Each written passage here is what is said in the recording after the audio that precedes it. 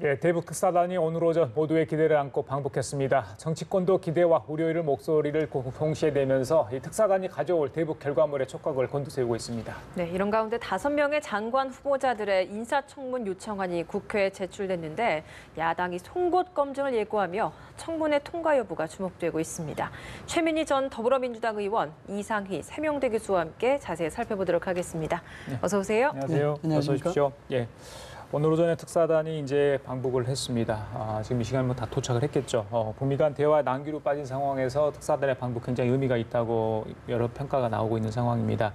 정치권도 촉각을 곤두세우고 있습니다. 물론 이게 이제 문재인 대통령이 2차 특사기 때문에 지금 상황에서 승부수를 띄웠다 이런 평가도 있습니다만은 판문점 비준 동의, 판문점 선언 비준 동의랄지 정치권의 역할 두고도 여러 가지 이견이 있는데 전반적으로 어떻게 보십니까? 이번 특사단 방북에 대해서는? 우선 지금 남북 간의 모든 대화는 비핵화가 전제되어 있고요. 그리고 평화 체제로 가는 길 또한 어느 정도 합의가 되어 있는 겁니다.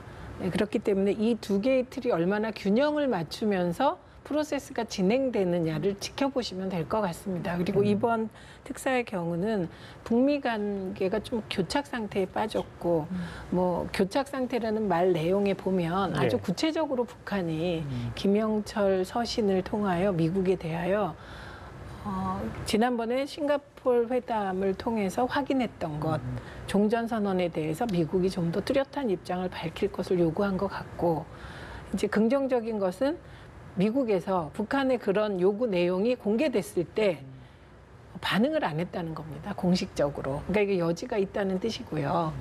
그래서 그 여지 속에서 길이 뚫리지 않을까 싶습니다. 그래서 최소한 김정은 위원장이 비핵화의 초입 프로그램 그 내용을 공개하진 않더라도 언제까지 프로그램을 우리가 만들어 보겠다라고만 해줘도 이 관계가 성큼 앞으로 나갈 수 있지 않을까 싶습니다. 그래요. 최 의원님이 좀 기대를 하시는 것 같고.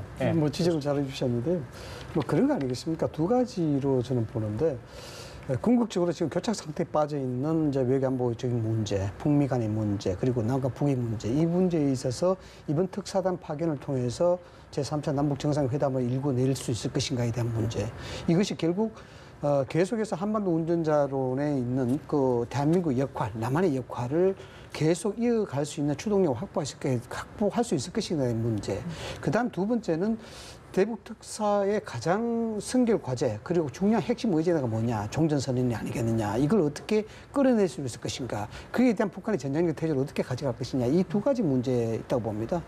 첫 번째 이제 추동력이 될 것인가에 대한 문제는 사실상 여권이 가지고 있는, 문재인 대통령이 가지고 있는 일종의 딜레마를 볼 수가 있겠죠. 너무 미국과 북한이 평행선을 달리고 있고 여기에 중국에 대한 개연성, 이런 부분들이 굉장히 복합적으로 작용하고 있기 때문에 우리가 여기서 할 수 있는 힘을 전제로 한 운전자론도 사실상 좀 힘든 상태이기 때문에 어떻게 방법이 없습니다만, 다만 여기서 어느 정도 가시적인 성과가 낸다 그러면은 또 다시 이 한반도 운전자론에 이어지는 추동력을 확보할 수 있을 것이다, 이렇게 볼 수 있는 것이고, 그다음 종전선언에 대한 문제는 미국과 북한의 입장이 굉장히 팽팽하지 않습니까?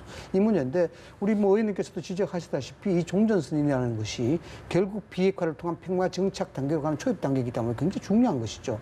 폼페이오 국무부 장관의 방북이 무산된 것도 바로 이러한 이유 때문 아니겠습니까? 비핵화에 대한 조치부터 먼저 하라, 그러지 않겠다, 이런 입장인데, 이 부분에 일부 언론에서는 이제 그 가능성을 아마도 김정은 위원장이 구두 약속으로 비핵화에 대한 플랜을 이야기하고 여기에 대해서 종전선언을 트럼프가 받아들이는 그런 형태로 가지 않을 것이냐. 그에 대한 근거가 1일 전에 이야기한 어제 4일이죠. 트럼프 대통령과 50분 동안 통화를 했지 않습니까? 이게 특사 가기 전에 사실 조율을 봐야 되겠죠. 그렇죠. 50분 동안 통화를 했기 때문에 어느 정도 합의가 됐었지 않겠느냐라고 이제 보는 겁니다. 알겠습니다. 네, 이번에는 정치권 이야기를 좀 해보도록 하겠습니다. 오늘 이제 한국당에서 김성태 원내대표 교섭단체 대표 연설이 있었습니다. 경제 문제를 굉장히 좀 강하게 언급을 하면서 많은 시간을 할애했는데 대표 연설 어떻게 보셨습니까? 일단 꼼꼼하게 볼 시간이 없어서 좀 죄송한데요. 일단 전체적인 톤이 정치 공세 중심입니다. 근데 제가 생각을 해보니 저희도 야당을 경험했잖아요. 그때 저희도 정치 공세를 했던 것 같아요. 그러면 왜 정치 공세를 하게 되냐? 그게 가장 쉽기 때문인 것 같습니다. 그러니까 저는 만약에 지금 자유한국당 원내대표의 국회 연설에서 대안을 제시했다면 저부터가 저 대안이 괜찮다 그러면 마음이 확 갔을 텐데 지금 보면 전체적으로 문재인 정부 흔들기인데 정치권이 좀 이 부분은 바뀌었으면 좋겠다 이렇게 생각하고 예. 초선 의원이었던 저도 과거에 좀 지나친 정치 공세를 한 게 있나 이러면서 요새 엄청 반성하는 중입니다. 요즘 반성하는 분들 많은데. 대안 그리고 없는 정치 공세였다. 네, 또 하나는 이제 포용적 성장이라는 거를 갑자기 이게 대한민국에서 갑툭튀로 튀어나온 것처럼 생각하시는데 그게 아니라는 점을 좀 말씀드리고 싶습니다. 이미 2006년에 세계은행이 소득 불평등으로 인한 양극화로 인해서 세계 경제가 성장하는데 이게 문제가 너무 크다. 그래서 그때 이미 포용적 성장을 얘기했고요. 그리고 2014년에 OECD가 이게 더 이상 낙수 이론에 기대서 성장을 성장을 하려고 하는 것은 안 된다. 그래서 낙수 효과의 환상을 버리고 포용적 성장으로 가야 된다고 하면서 기준까지 제시합니다. 포용적 성장으로 가려면 교육의 기회균등으로 개천에서 용나게 하는 거, 그다음에 여성의 노동을 보장하는 거, 노동 환경을 바꾸는 거, 전반적으로 연금 등 복지 정책을 늘리는 거. 그래서 지금 포용적 성장 자체를 놓고 토론하는 건 별 의미가 없다. 문재인 정부가 포용적 성장이라는 기조하에 소득주도 성장을 유능하게 잘하고 있느냐, 그렇지 않은가를 야당에서 집중적으로 점검하면 좀 나아지지 않을까요? 그래요. 앞부분에 김성태 원내대표 연설을 내용을 저희들이 보내드렸는데 그 소득주도 성장에 대한 이야기가 굉장히 많았어요. 어제 이해찬 대표가 그 부분에서 강조를 했기 때문에 그에 대한 어떤 말씀하신 것처럼 어떤 공세적 성격의 연설을 좀 많이 했거든요. 뭐 톤도 좀 강했습니다. 뭐 헛발질, 보이스피싱 굉장히 단어들을 보니까요. 뭐 추상적인 단어도 있습니다만은 말씀하신 것처럼 뭐 야당 쪽에서는 이제 뭐 민주당 쪽에서 정치적 공세로 해석할 수도 있겠습니다만은 우리 교수님께서는 어떻게 좀 들으셨는지. 뭐 저희들이 정치 평론가니까 예. 이제 분석적으로 이야기를 해야 되는데 첫 번째로 이해찬 대표 연설을 보면은 뭐 상당히 주목할 만한 것이 있죠. 뭐냐 그러면 포용적 성장을 이야기했거든요. 기존의 소득주도 성장이 상당히 정치적 부담이 있다는 겁니다. 일종의 페이드아웃을 이야기하는 것이겠죠. 뭔가 여기에서 정치적 공세에 대한 반발을 최소화시키기 위해서 이제 포용적 성장으로 간다는 것인데 그 포용적 성장 안에 성장과 분배가 다 들어가 있지 않습니까? 소위 일석이조 효과를 보겠다라는 것인데 서로 성장과 분배는 대치적 관계에 있기 때문에 과연 이것이 이루어질 것인가에 대해서는 뭐 앞으로 결과를 두고 봐야 되겠죠. 그런 과정에서 이제 김성태 원내대표가 이제 국회 연설을 한 것이죠. 여기에 대해서 지적하시다시피 이제 원색적인 단어까지 이제 동원할 건데 이건 뭐 글자 그대로 야당으로서 여당이 추진하고 있는 정책에 대한 허점 그리고 여기에 대한 비판 이런 것을 가감없이 이제 국민들에게 전하는 그런 방법. 그런 레토릭 차원으로 이제 해석을 해야 될 부분이다라는 것이고, 그다음에 소득주도 성장이 왜 문제가 되는 것이냐 이런 문제는 뭐 언론에 너무 많이 나왔고 또 우리 최 의원께서도 잘 설명해 주는데 저는 이렇게 봅니다. 사람이 팔이 2개가 원래 정상인데 팔이 3개라고 칩시다. 이건 기형이거든요. 그런데 이 팔 3개인 상태로 수십 년을 살아왔어요. 많은 습관이 돼 있고 많이 발달이 돼 있겠죠. 예. 이걸 기형이라 본다 그러면 수술을 해야 됩니다. 수술을 해야 되는데 그 수술을 받을 수 있는 컨디션이 되느냐 이걸 봐야 되겠죠. 여기에 대해서는 뭐 혈액 검사도 해야 되는 것이고 이것을 한 팔을 잘라냈을 때 견딜 수 있을 것인가 없을 것인가 이걸 면밀하게 봐야 되는 겁니다. 소득주도 성장도 사실 그렇습니다. 이론적으로 따지면은 뭐 케인즈부터 나오는 건 아니겠습니까? 여기 제네프 교수가 나오는 것이고 장하성 실장이 나오고 저 홍장표 수석이 나오고 각종 책 이름이 다 나옵니다. 그 당시에도 실사 구시적인 정책이냐, 이걸 대입해보고 만든 정책이냐, 이런 논란이 많이 있었거든요. 그래서 지금 야당에서 비판하는 것이 과연 국민을 일종의 실험적 정책의 대상으로 볼 것이냐, 이런 부분을 자꾸 이야기하는 것이에요. 그래서 이런 부분이 제가 팔 3개를 이야기하는 것이 정책에 대한 이론을 차치하고더라도 정책의 전환은 충분히 가능한데 이걸 적용해 나가는 기술과 방법에 대한 문제다. 저는 그렇게 보는 겁니다. 팔이 3개면 기형이기 때문에 수술해야 되겠죠. 그러나 팔 3개로 써왔던 그런 습관과 관성들이 있단 말입니다. 그걸 어떻게 버릴 것이며 그걸 어떻게 대체할 것인가. 이 부분부터 고민을 하고 난 다음에 수술을 하는 것이 원만하지 않느냐라는 그런 부분이에요. 그 오늘 원내대표 비연설 중에 뭐 여러 가지도 눈에 띄는 게 있었어요. 근데 그 선거구제 개편 이야기 지난번에 문재인 대통령이 했던 부분을 다시 한번 언급을 했거든요. 정치권에서 이번에 이제 전당대회를 통해서 새로 이제 등장한 지도부도 선거구제 개편, 그러니까 뭐 개헌은 아니더라도 특정해서 말씀드리면 선거구제 개편입니다. 그 부분에 대해서 여론이 좀 형성되고 가고 있는 것 같아요. 예, 문희상 의장께서도 국회 연설을 통해서 선거구제 개편을 언급하셨습니다. 근데 저는 선거구제 개편은 이번에 꼭 해야 된다고 생각합니다. 그동안의 한국 정치를 돌아볼 때 제일 중요한 건 표의 등가성이 반영되지 않는 의석수이다 보니 이게 또 하나의 정치에 대한 무관심을 초래하는 요인이 되었습니다. 내가 뽑은 정당은 내가 아무리 뽑아줘도 늘 10%밖에 안 되고 이게 소선거구제 하에서 한 표라도 많이 얻은 사람이 국회의석을 차지하고 나머지 표는 다 사표가 되다 보니 그 사표 쪽에 있던 사람들의 허탈감이 또 하나의 정치 무관심층을 형성하였거든요. 그래서 유권자 측면에서 보면 유권자의 의지가 그대로 반영되는 그 국회 의석수 분포로는 꼭 가야 되겠다 이런 생각입니다. 그다음에 또 다른 한편에서 보면 제가 요즘 바른미래당을 보면서 느끼는 건데 아주 중요한 판문점 선언 비준을 놓고도 당 대표와 다른 분들이 이견을 보인단 말이죠. 근데 이건 당의 정체성과도 관계된 문제이거든요. 그런데 정치공학적으로 교섭단체가 돼야 한다는 것, 그리고 뭐 여러 정당이 공유하는 그런 다당제를 실험한다는 의미에서 공학적으로 같이 있다 보니 저게 사실은 바른 모습인가 이런 생각이 들거든요. 그리고 그건 자유한국당도 민주당도 마찬가지일 거라고 생각합니다. 예. 그래서 선거구제가 개편되어서 한 번쯤은 유권자의 뜻이 그대로 반영되는 의석수로 국회를 좀 유지해보고 그래서 그게 4당 5당 체제가 되더라도 그 과정에서 연정과 협치가 없으면 살아날 수 없는 국회가 되잖아요. 그런 과정을 한번 거쳐야 된다고 생각합니다. 예. 선거구제 개편 여당도 야당도 다 이 부분에 대해서는 계속 주장을 하고 있는 것 같은데 어떻게 보십니까? 김성태 원내대표가 국회 연설에서 선거구제 개편을 이야기하는 것은 굉장히 의미가 있는 얘기죠. 지금 야당의 가장 큰 지분을 가지고 있는 한국당이 선거구제 개편에 있어서 전향적으로 이렇게 이야기한다는 것은 이게 대한 개편 자체가 이제 현실화되는 것이 아니냐 이렇게 보는 겁니다. 김성태 원내대표가 이렇게 이야기한 배경은 이제 두 가지로 봐야 되겠죠. 첫 번째는 이제 정치적 이유가 있지 않겠습니까?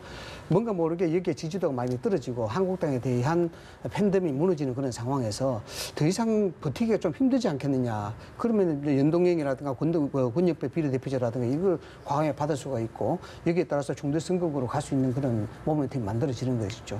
그다음 두 번째는 이념 체계의 희석이 많이 되고 있다는 겁니다. 뭐냐 그러면은 70년대, 80년대, 90년대를 지나오면서 우리 정치사를 구도를 만들었던 소위 진보와 보수의 대결 구도 이런 것들이 지금도 어느 정도 현실성 있게 팽팽하게 나타나고 있으나 앞으로 이런 것들이 희석될 가능성이 굉장히 높다라는 겁니다. 진보와 보수의 양립적 이념 대결 구도가 형성이 돼야만이 양당 선거구제가 가능한 겁니다. 양당제가. 소위 그게 디베르지 법칙 아니겠습니까? 소선거구제가 유지돼야 된다라는 부분인데 그러나 시장을 놓고 본다면 이 시장 자체가 양극단이 사라지고 중도적 시장이 더 커진다 그러면은 여기에 소선거구제라든가 디베르지 법칙을 강요할 필요는 없는 것이죠. 그래서 시장을 넓게 본다 그러면은 차라리 다당제로 가는 것이 정치적으로 상당한 이점이 아니겠느냐 이렇게 보겠습니다. 오늘 정심 같이 하잖아 문희장하고 당대표 네. 아마 그런 논의들도 있지 않을까 저희들 뭐 조심스럽게 좀 예상을 해보고요. 다른 이야기 좀 할게요. 어제 이해찬 대표 교섭단체 연설 내용 중에 눈길이 끄는 부분이 있었습니다. 바로 122개 공공기관 지방 이전 이야기입니다. 예전에 국무총리로 계실 때 이 행정수도 이전 관련 사실을 주무총리로 이렇게 책임을 맡아서 하지 않았습니까? 사실 공공기관 이전 논의가 나와요. 워낙 이해관계가 어울린 부분인데 122개라고 구체적으로 숫자까지 나오다 보니까 좀 민감하게 받아들이는 부분도 있던데 어떻게 보십니까? 그러니까 저희 인식은 지방 분권을 완성하는 것인 동시에 이게 부동산 문제를 자꾸 부동산 문제로만 보면 사실 해결이 잘 안 됩니다. 이건 기본적으로 지방 분권을 하고 그다음에 서울에 집중되어 있는 모든 물류와 재화를 이게 전국적으로 분산해야만 서울로 집중하는 인구를 줄일 수가 있거든요. 그리고 지금 경기도로 인구가 나가고 있습니다만 그건 자발적인 게 아니잖아요. 밀려서 나가는 것이잖아요. 그렇기 때문에 이 122개 공공기관 이전은 애초에 행정수도 이전으로 달성하려고 했던 목표가 헌재의 관습헌법론에 밀려서 위헌을 받음으로써 그 정책 목표를 달성하지를 못했잖아요. 그런데 그나마 공공기관 이전을 하면 인구 분산의 효과도 나타나고 지방 분권도 완성될 수 있다고 보는 것 같습니다. 그래서 저는 이와 함께 제안드리고 싶은 게 있는 게 이게 지금 좀 엉뚱하기도 한데 진짜 서울 집중 문제를 해결하려면 대학 입시 문제를 해결해야 될 것 같고요. 저는 특히 서울대가 한 80% 정도 지역균형 선발로 해버린다면 80%. 예, 80%는 100%여야 되는데 100%라 그러면 저보고 공산당이라고 할까봐 그렇게 하면 그런 식의 좀 파격적인 대학 입시 정책이 병행돼야 되지 않을까. 같이 가야 되는 부분이 있다. 이런 말씀이신 것 같아요. 뭐 논점과는 조금 다른 얘기긴 합니다만 어제 이해찬 대표 연설을 들어보면요, 이 여권의 중심축이 상당히 이동하고 있구나라는 걸 좀 느껴요. 뭐냐 그러면 물론 집권 여당의 대표이기 때문에 할 수 있는 얘기입니다. 4만 불 시대를 열겠다. 그다음 포용 성장 시대를 열겠다. 경제의 패러다임을 바꾸겠다. 여기 이제 공공기관 122개까지 이전하겠다. 이런 것들은 어떻게 보면요, 뭐 개인적인 이야기입니다만 대통령 같은 그런 연설이 아닌가 이런 생각이 드는데 그런 측면에서 앞으로 힘의 균형, 중심축 자체가 외교안보 문제는 문재인 대통령 등 청와대가 집중적으로 아마 핸들링할 가능성이 있고 나머지 국내의 집적인 그런 문제들, 이 부동산 문제라든가 그 특히 지지층을 결집시킬 수 있는 진보 정책과 관련된 그런 사안들은 당이 그렇게 만들어 가지 않겠느냐 이런 생각을 좀 그런 식으로 역할 분담을 분명하게 하는 것 같다는 그런 느낌이 들었고 그다음에 이제 122개에 대한 공공기관 이전은 뭐 연결되는 그런 얘기입니다만 저도 그렇게 봅니다. 이 부동산 시장을 잡기 위해서는 여러 가지가 전제가 돼야 되겠죠. 지방 분권이 돼야 되는 거고 그런 차원에서 아마 이해찬 대표가 그런 맥락에서 연장선에서 이야기하는 거고 그다음 두 번째는 경기가 좋아야 되겠죠. 왜냐하면 시중의 자금이 여러 가지로 고루고루 분산될 수 있는 분산체를 만들어줘야 되는 겁니다. 근데 경기가 안 좋으니까 이 돈이 갈 데가 없는 겁니다. 그래서 자꾸 부동산으로 가는 그런 역효 현상이 나온다는 거죠. 저는 이거 꼭 이 말씀을 드리고 싶었는데 기회가 없었어요. 지금 약간 세긴 하지만 흔히 청와대에 대해서 당이 자율성을 가져야 된다는 얘기를 하시잖아요. 근데 그게 되게 헤게모니적으로 그 말씀들을 하시는데 중요한 건요. 자율성을 가질 만큼 당과 지도부가, 그러니까 당 대표가 내용을 가져야 되는 것이거든요. 그런 의미에서 이해찬 대표의 연설을 보면서 아, 이제는 자율성이라는 말이 사라지겠구나. 그냥 저렇게 하시면 청와대에 대해서 뭐 갈등적인 것이 아니라 보면 꼭 한 발 앞서가면서 반발짝 앞선 얘기를 치시거든요. 알겠습니다. 그래서 부동산 대책에 관해서도 보유세 강화하고 거래세 내리자는 김병준 위원장 얘기와 뭐 이런 것들이 다 장하성 실장에서 수렴되고 이 과정을 보면 이해찬 대표가 한 걸음 반 걸음 먼저 얘기하면 이게 당이 정부가 수렴하는 그런 형태가 되고 있어서 그런 걱정은 좀 덜어지지 않을까 싶습니다. 결코 새는 얘기 아니었습니다. 네, 9월 정기국회에서 이제 인사청문회도 줄줄이 예고돼 있어서 여기에 대한 송곳 검증을 지금 야당에서 굉장히 벼르고 있는 것 같습니다. 벌써부터 유은혜 교육부 장관 후보자 같은 경우에는 자녀 병역 문제, 위장 전입 문제도 나오고 있고 또 이재가 고용노동부 장관 후보자 같은 경우에도 다운 계약서 작성 관련해서도 거론이 되니까 이 부분 또 시인하기도 했고 이랬거든요.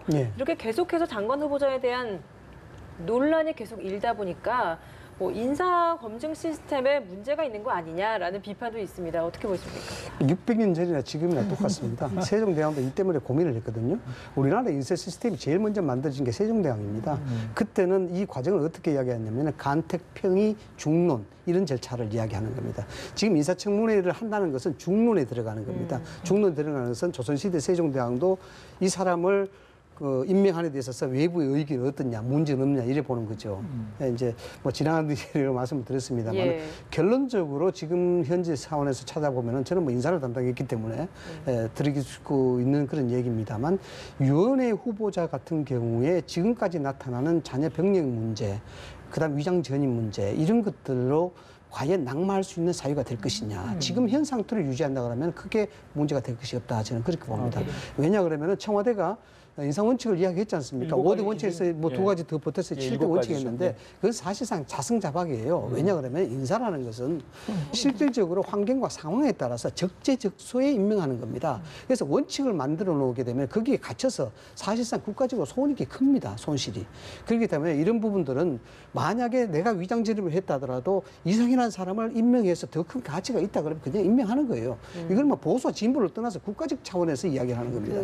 그런 측면에서 이제 유은혜 대표의 유은혜 후보자에 대한 부분들은 지금보다 더 큰 반향이 없는 예. 반향이 지금 제기된 의혹만 요거까지만은 좀 통과가 힘들다라는 가능- 생각이고 예. 그다음 두 번째 이제 이재갑 후보자 같은 경우에는 여기는 좀 논란의 소지가 있죠. 청문회가 통과되고 안 되고의 문제가 아니고 이재갑 후보자는 실질적으로 따져보면 깜짝 인사예요. 발탁 인사입니다.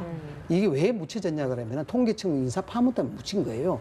왜냐 이명박 정부 때와 박근혜 정부 때 고위관리 출신이기 때문에 이 사람을 썼다는 자체가 깜짝 인사입니다. 다만 이제 여기서 따질 수 있는 것은 야권이 그러면은 이쪽의 소득주도 성장을 이야기하는 여권의 정책을 후퇴를 이야기하는 것이냐, 철학적 상태에서 자신은 어떻게 이걸 갈 것이냐, 이걸 보는 거겠죠. 알겠습니다. 그 예. 윤혜 의원 같은 경우 차남은 운동을 해요. 근데 2번 다쳐서 진짜 십자인대가 파열됐고 5급 병역 문제 받았을 때 병역 면제 받았을 때 본인이 되게 당황했습니다. 윤혜 의원이 5급 받아와서 어떡하지? 현역 가야 되는데 이러면서 그래서 그거는 따져보면 별 문제 안 될 거고 그다음에 위장 전입의 경우도 2가지가 문제되는 거잖아요. 부동산 투기를 하려고 했다거나 좋은 학교에 가려고 위장 전입하는 게 사실 내용상 예. 문제인데 이건 전혀 그런 게 아니어서 예. 구체적으로 검증에 들어가면 알겠습니다. 사실이 확인될 것 예, 같습니다. 청문회에서 나오겠죠, 뭐 이야기가. 예, 지금까지 최민희 더불어민주당 의원, 이상희 세명대 교수 두 분과 함께 얘기 나눠봤습니다. 말씀 잘 들었습니다. 고맙습니다.